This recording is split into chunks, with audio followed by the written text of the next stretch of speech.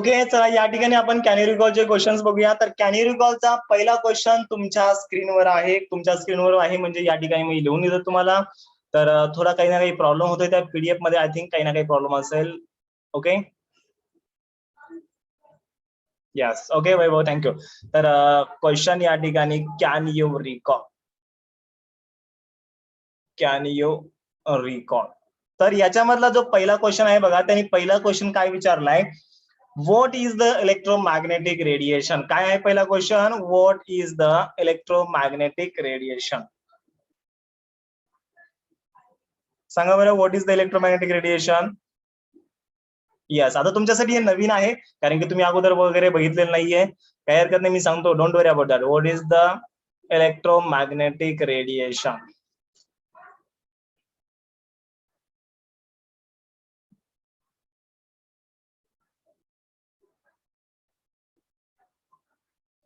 Okay, electromagnetic radiation म्हणजे काय.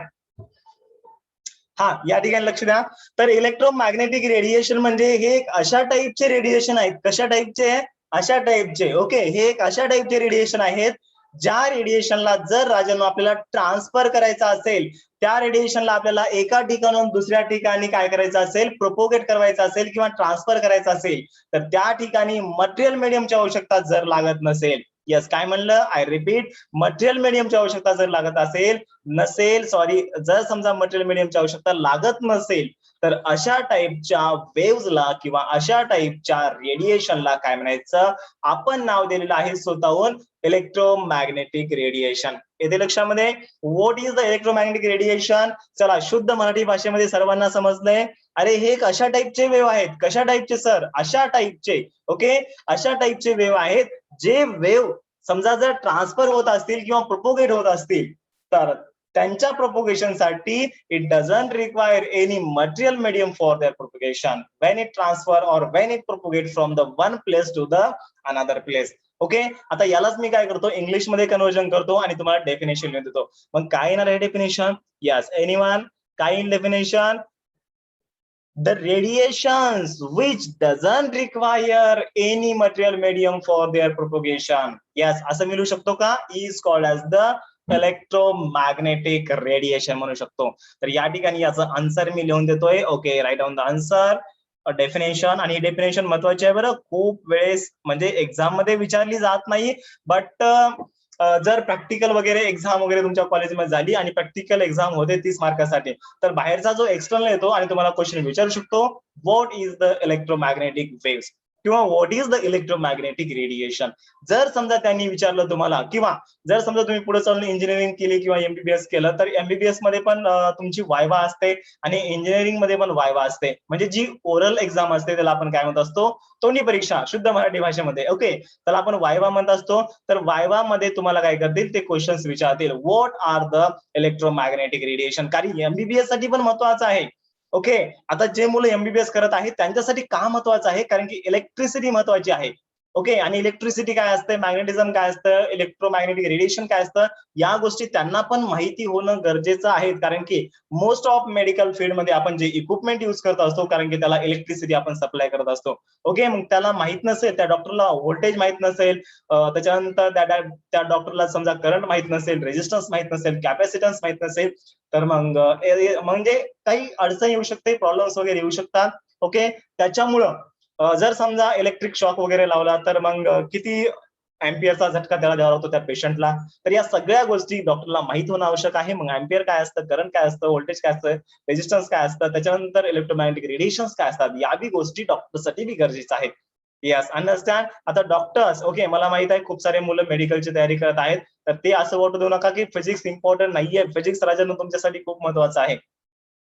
आता जसं आपलं mechanical properties of the fluid, आपण याच्यामध्ये फ्लुइडचा अभ्यास करतो, आणि जेव्हा तुम्ही केमिस्ट्रीमध्ये फ्लुइडचा अभ्यास करता, मग तिकडे काय करता, सेमच करता ना. म्हणजे बायोलॉजीमध्ये आता तुम्ही समजा जर मेडिकल फील्डला गेले, तर त्या ठिकाणी एक मिनिट, हा, तर समजा तुम्ही मेडिकल फील्डला गेले, तर त्या ठिकाणी तुम्हाला वेगवेगळ्या प्रकारच्या मेडिसिनची, लिक्विडची, ओरलची तुम्हाला काय करावं लागते, स्टडी करावं लागते. मग त्या ठिकाणी त्या लिक्विडची प्रॉपर्टी काय असेल, आपण किती टेम्परेचरला त्याला स्टोअर करू शकतो, त्याची विस्कॉसिटी काय आहे, ही आपण ही आपण mechanical properties of the fluid मध्ये शिकणार आहोत.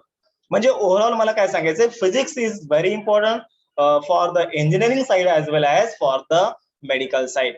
ओके, चला ठीक आहे. तर डेफिनेशन काय येणार आहे, जस्ट आपल्याला इंग्लिश मध्ये कन्वर्जन करायचंय. काय कन्वर्जन करायचंय? The radiation which doesn't require any material medium for their propagation. Okay, चलो लिख low definition. The radiation, the radiations which doesn't require the radiations which doesn't require any material medium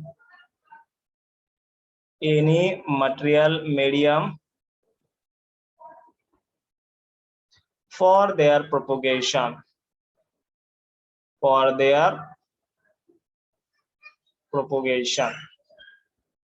is called, उसी को हम क्या बोलेंगे रे? Yes, is called as, चला लवकर मला सांगा, is called as the electromagnetic radiation. Yes, क्या बात है, is called as the electromagnetic radiations.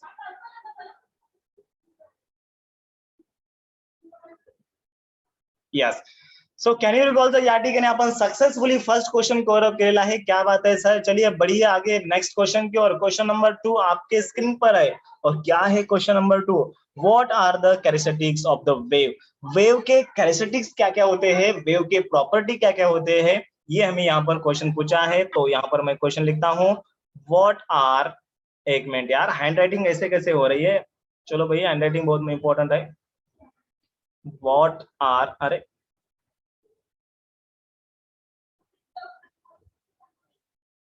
होता है, कभी कभी होता है. आपको पता है बड़े बड़े शहरों में छोटी छोटी बातें होती रहती है, वैसे ही बड़े बड़े क्लास में अक्सर छोटी छोटी बातें होती रहती है. ओके, आप उस पर ध्यान नहीं देना है. So question is the what are the characteristics of the wave? What are the characteristics of the wave?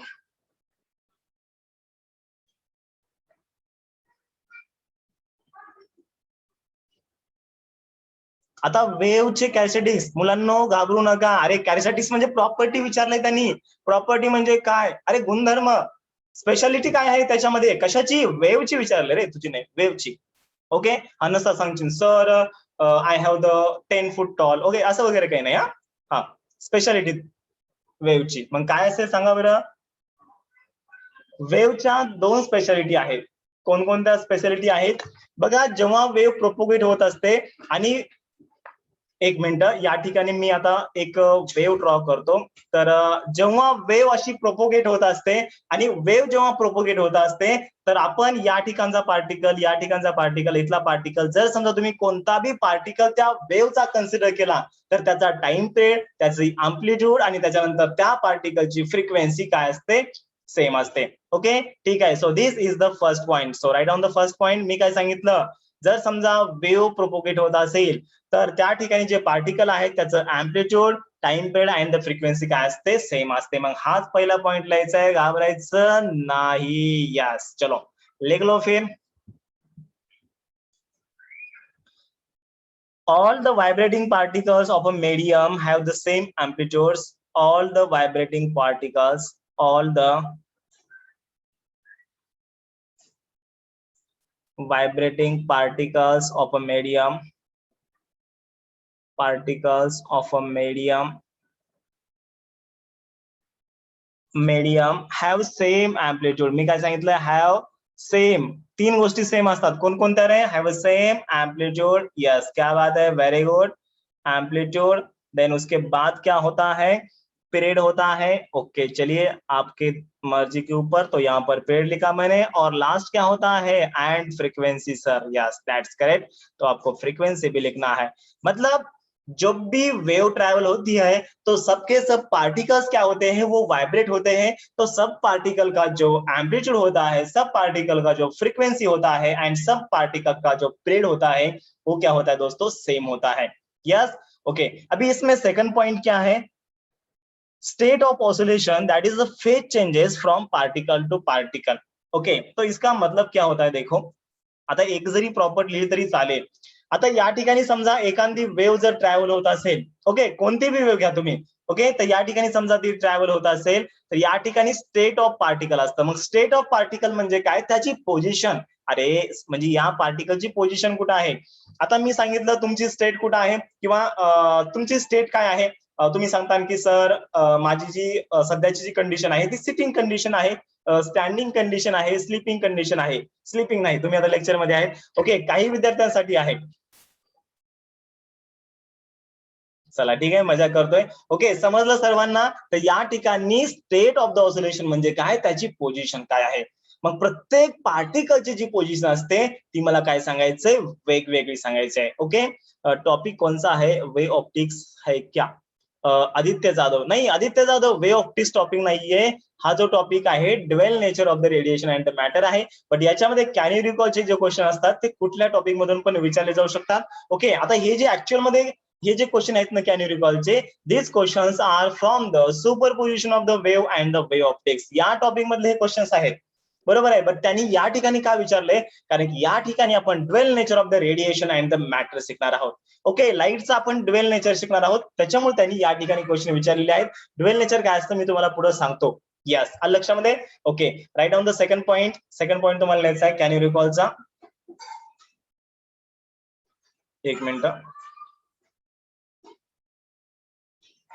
Yes, second point मध्ये बघा, स्टेट ऑफ ऑसिलेशंस. अरे यार ऐसे कैसे हो रहा है भाई. हाँ, state of oscillations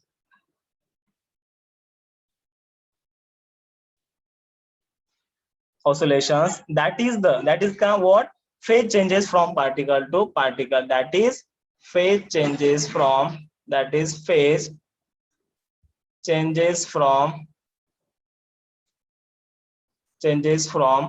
particle to particle. Okay, चला ठीक आहे. कॅन यू रिकॉलचा क्वेश्चन सर्वांना समजला. त्याच्यानंतर आता पुढचा क्वेश्चन आहे, व्हॉट डू